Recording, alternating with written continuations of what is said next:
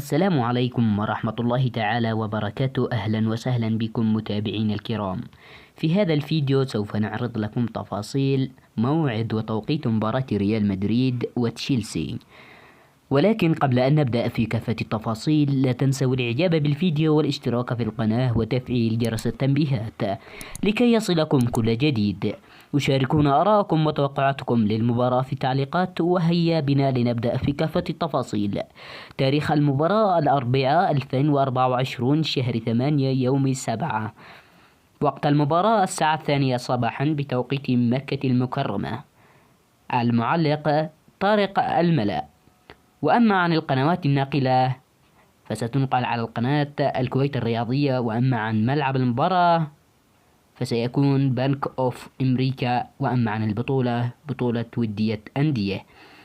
بهذا قد نكون وصلنا لنهاية الفيديو. دمتم برعاية الله وحفظه.